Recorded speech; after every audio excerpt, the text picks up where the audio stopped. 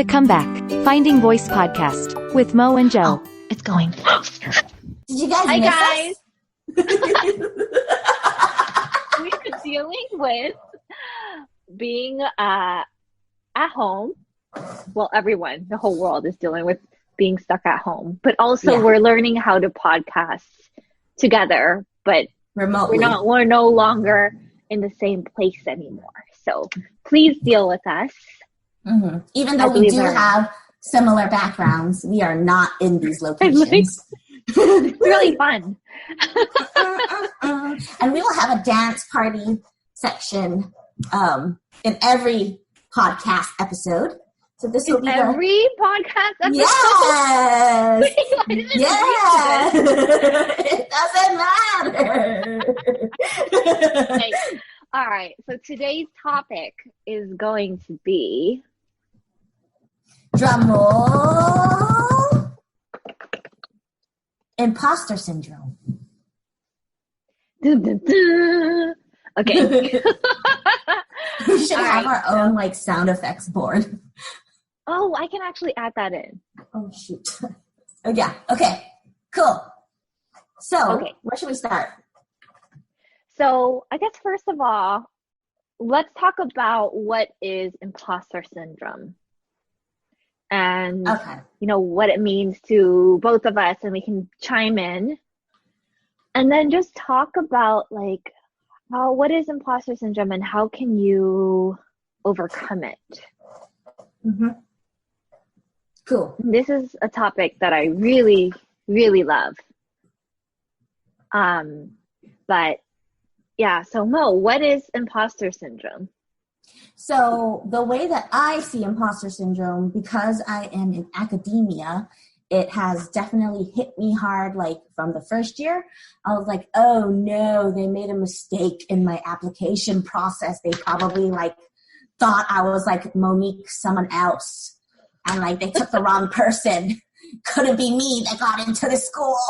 So it's just feeling like you're not deserving of a place or a position or just something that you've been given that feels like achievement or successful venture, but you don't feel like you deserved it. It's kind of like that. That's how I feel it is. Mm-hmm. So it sounds like there's elements of self-doubt, anxiety, which I actually really resonated with when I got into UCLA when we were coming from Guam. I kept checking the site and kept thinking is it going to say rescinded, application, taken back, and my mom and dad actually joked about that too. Maybe they made a mistake. Yeah. Totally understand. Mm-hmm. And I think another way that I've seen imposter syndrome come up in my business and my clients is this feeling of shame around what if people think I'm a fraud, or what if people think I'm out to cheat people or get people, and this feeling like you have to hide yourself or make yourself smaller or less magnificent than you really are. And instead of just saying your gifts proudly, so that's a bunch of different ways that imposter syndrome comes up. I'm really distracted by my hair. Your hair is gorgeous. What's going on here?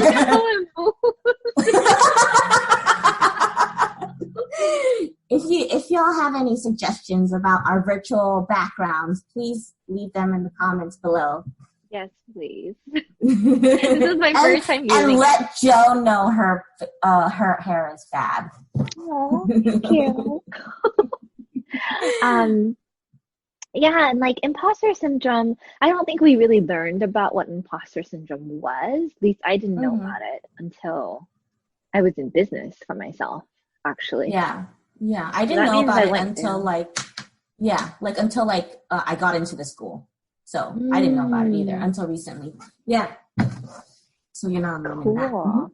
Something that I'd be interested in hearing about is if there are studies done on imposter syndrome in your world of academia, Mm-hmm. Just to remind you, in case you haven't watched our first episode, you should, Mm-hmm. is that Mo is a doctoral student at Minnesota, University of Minnesota. I'm like, can I say that? Yeah, that's fine. It's already public domain. I Yep. must. No. So, so she studies. So she's in the social psychology program. Yep. And so, I kind of just wanted to. I'm always really interested in like what kind of studies are already done out there, rather than like I've just had experience seeing it in my clients or hearing my clients talk about it. And it's just really interesting to me that there's elements, shame, self-doubt, confidence, and self-worth. Those are all issues, anxieties, and fears. Like that all combines into this whole like feeling like an imposter thing going Right. on. Yeah. And I can't really tell you like exactly like the studies that have been done on imposter syndrome. I just know that like there's been studies and shows like negative effects of like anxiety and depression, but then it's common for like a lot of, especially like students who are starting out, or like maybe even like business owners that are first starting out, it's like that beginning stage where you are like stepping out into your light, but you don't like have any like, what is it called? You don't have any reassurance, or you don't have any like guarantees. So it feels scary and you feel like you're like, no, I can't do this kind of thing. But yeah. I want to hear more about what you were saying about like not having reassurance and not having guarantees. Can you tell us a little more about that? Yeah, of course. So like, I guess, I don't know. When you're entering something like that you've like finally worked hard, for example, like let's say for a business, like you gave your blood, sweat, and tears to this business. You started it from the ground up, and it's like finally the day to like release it and like, show it off to the world, or like, what is it called? What is it called, sister? What is it called? I'm sorry. I don't know the business terms. I'm sorry. But like when you open the like door. market. You open your doors to your business, whether it's an online business. You're like making that proclamation of like, this is my business and this is what I'm here to do. Yeah. And hello world. And then exactly at the same time. Like, right. Oh my God. Exactly. It's like, it's that uncertainty, it's that uncertainty that all this effort that you've put into it is not going to like amount to anything. And that's terrifying. That is so scary, and that's like so natural for us to fear. But, like I don't want us today to just focus on like imposter syndrome and how it's bad.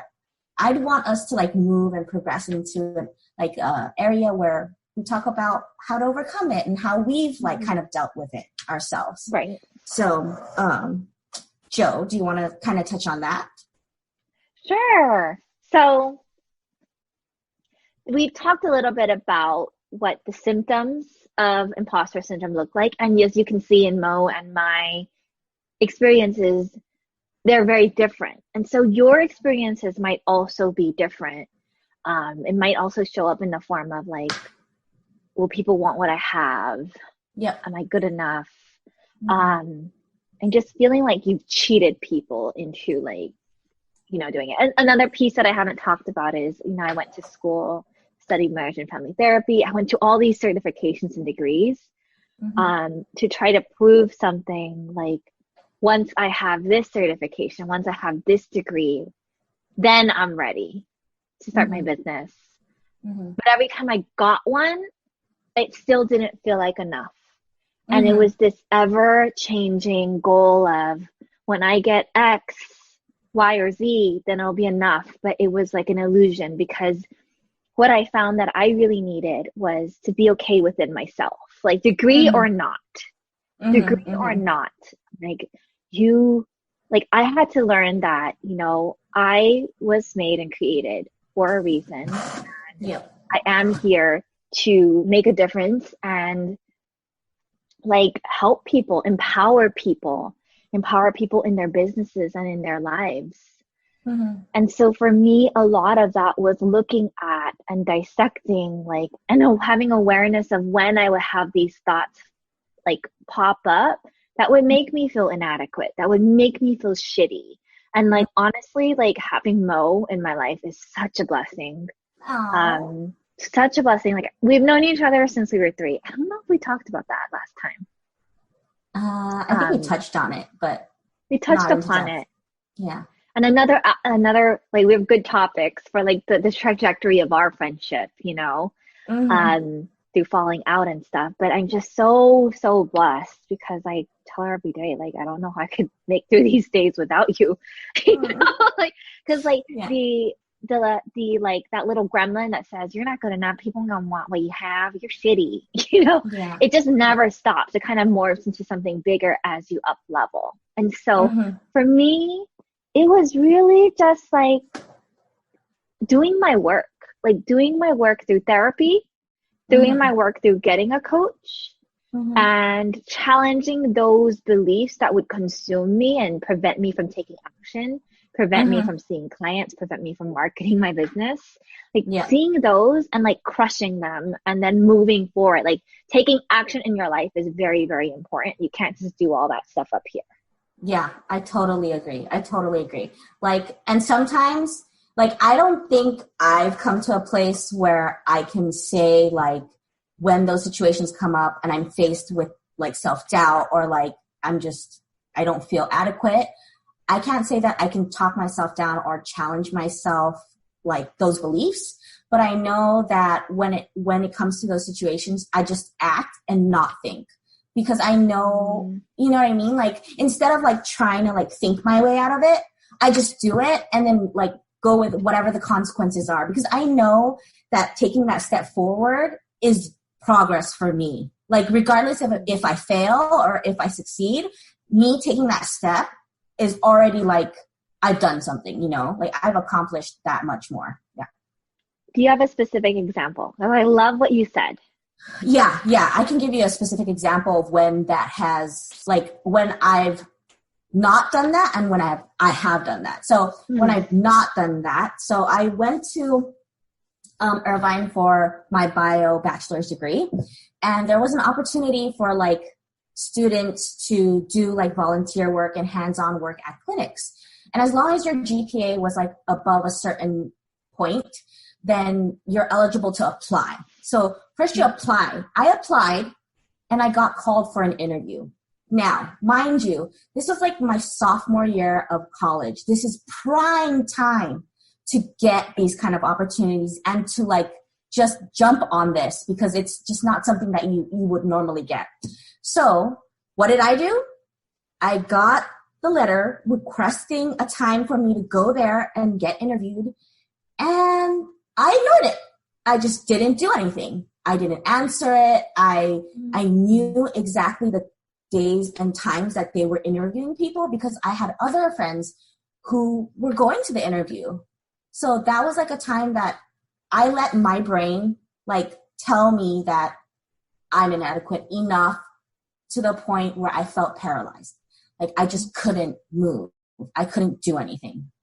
But like in this like more recent example where I overcame that, I don't think I overcame the thoughts exactly, but I just did the action is like when I was applying to like PhD programs, they requested that I interview with them. And I am like super, super, super anxious about interviews. I hate interviews with a passion, but I knew that I couldn't chicken out. Like I knew I had to get my shit together for this time around. You know, I can't let what happened that time happen again because I want to take those steps forward, you know? So then I like talked to these 2 professors from 2 universities. I prepared the shit out of it. And at the end of the day, when I went into that interview, I didn't even use the notes. I just like, I was like, okay, fuck it. Like, we'll just talk like human beings and we'll just like talk about what we're interested in, like what research we're interested in and let it flow from there.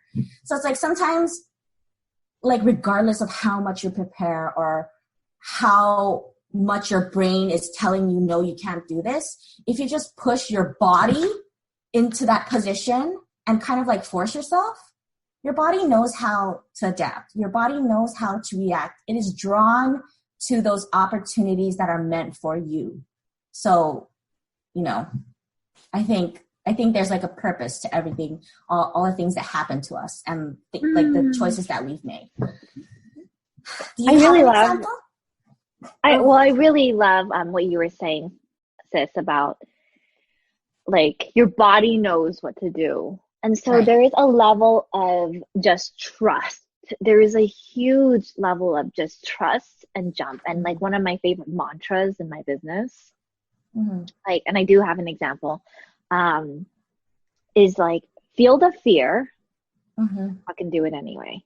You know, because like I've always been extremely fearful of public speaking. I couldn't even hear my own voice. I wasn't comfortable even hearing my own voice alone. And you know how they have those quotes like, sing like no one's listening, dance like no one's watching. I did not do that. I do what I did earlier, like most of my life. Like, even by myself with no camera on me. And so like, I've come such a long way. And a lot of it is like what Mo said, like you kind of just have to jump before you're ready. You just got to trust because your body, your soul, it just knows what to do. And sometimes knowing what to do is going to be totally failing. Like in, was it fourth grade in Guam? In fourth grade in Guam, like where I got into the spelling bee because I won in the whole class. Right. So I get up and then like even before I was going to, we were walking in the gym in the auditorium. I remember my sneakers squeaking on the like shiny rubber floor. And I remember turning to Mrs. Bell, our teacher, and be like, actually, can you let Josh go? Instead, Josh was the runner up in case something tragic happened to me. And I wished it did in that moment. And she was like, no, you're here, you're going. And so I do it. And I remember like I made it, like when it was my turn, I made it up to the microphone. And then I just like froze. I don't even remember the word. I don't even remember the word they gave. One, I didn't study. Two, I had no idea what they were saying. And then Mrs. Bell like got up and actually walked up to me on stage, on the elevated stage. And she was like, Joe, tell them to repeat the word. And I was just like, and she was like, tell them to use it in a sentence. And I was just like, and then I said nothing. And then I think there was one other option that spelling bees give you. You can like thesaurus. I don't know. But I was just like, everyone was just quiet. I could see the whole school. Like this is like pre-K to like seniors. Whole school just staring. And then everyone was just still quiet. They're like, okay, thank you. And I just turned around. And then I remember holding it all in, and you know, they disqualified me, obviously. And I remember trying to hold my head up as high as I could and feeling like my ponytail like hit the back of my head as I like walked down like the concrete painted steps. And like that was an example of, it wasn't my strongest moment. Like I carried that with me for years because I felt like I was branded as this shy, quiet girl who just never spoke.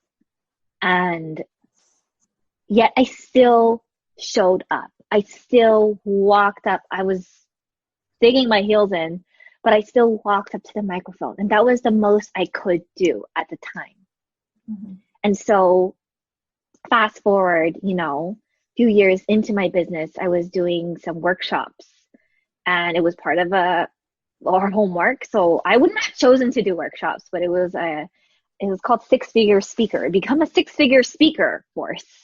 And I remember like feeling like I was going to die, guys. Like I felt like that. Like I just couldn't do it. But it was one of those feel a fucking fear and do it anyway, you know, moments. And I just remember like my nightmare happened. Like there was a guy there who just looked so disinterested.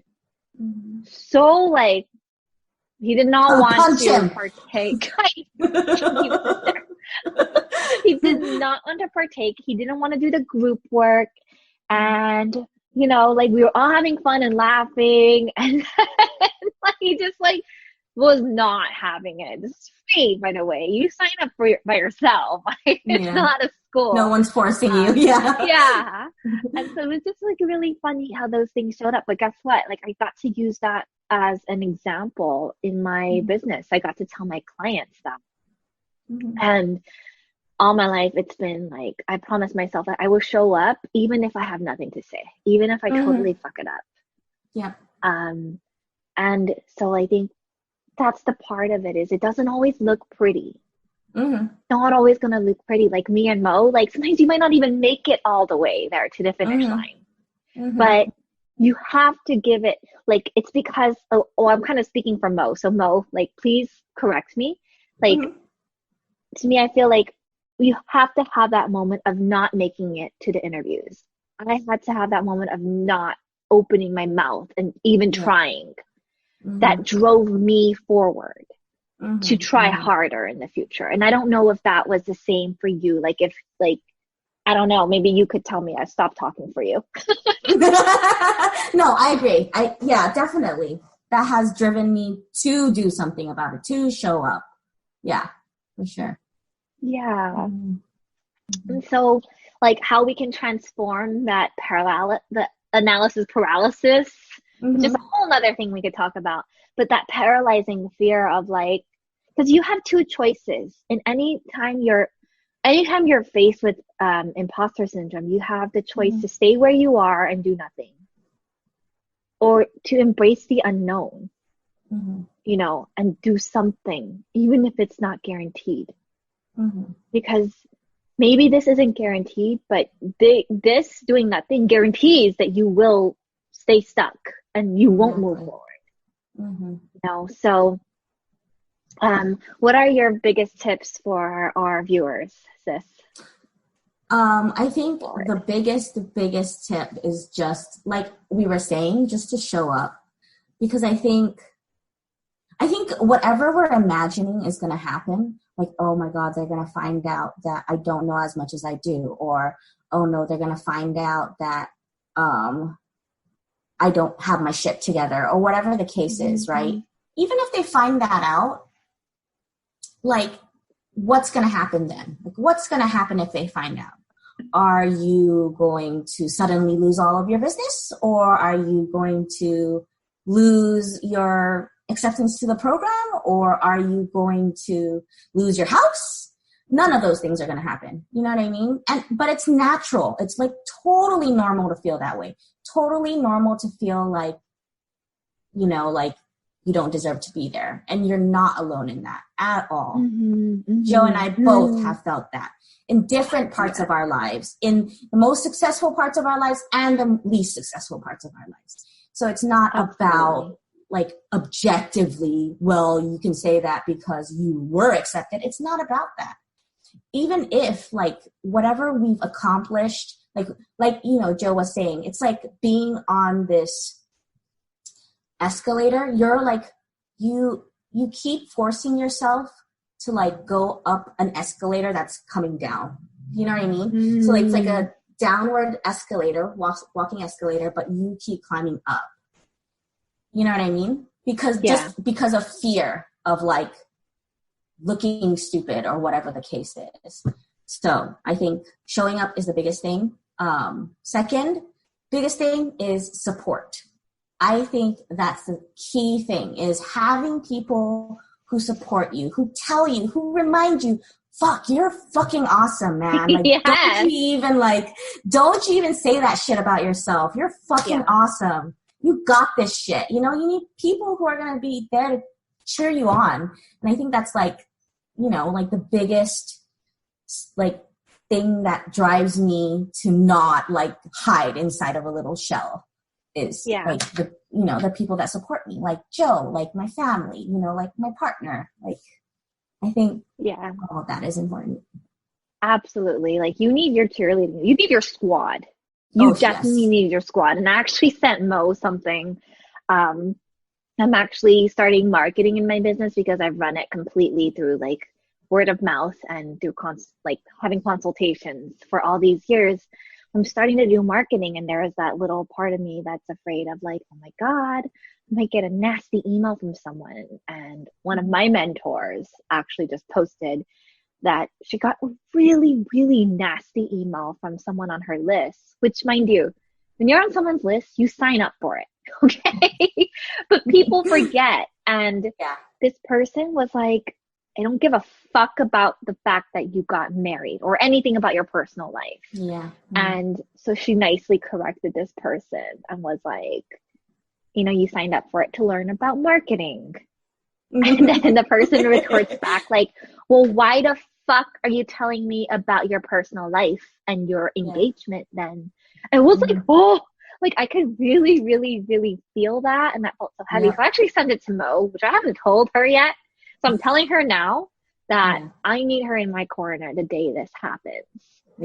Because it is going to happen. Maybe not in the same way, but it is going to happen where you're going to get people who play out that biggest fear of yours, play out that nightmare. And it's going to push your buttons, and it's going to make you want to give up and hang up your like clothes forever sign.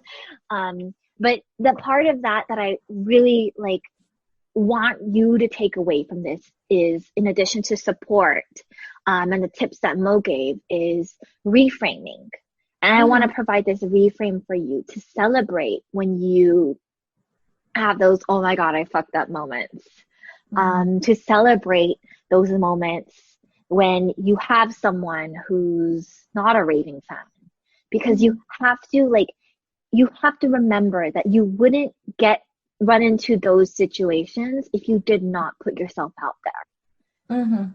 So the fact that you're getting them, the fact that you're getting pushback is not a sign that you should give up. It's a sign that, hey, you're moving forward, because you wouldn't have hit that milestone if you were just staying back there.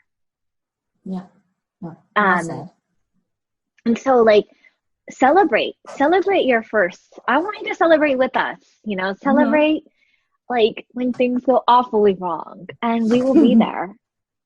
Just share with us below. Share with us. If you don't have your own squad, we will be your squad.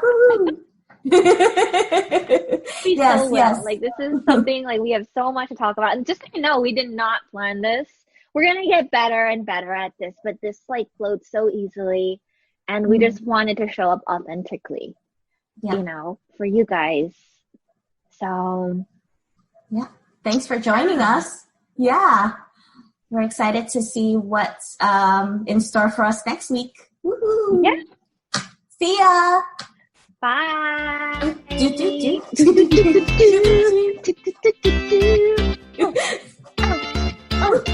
Oh, okay. Nice. Bye.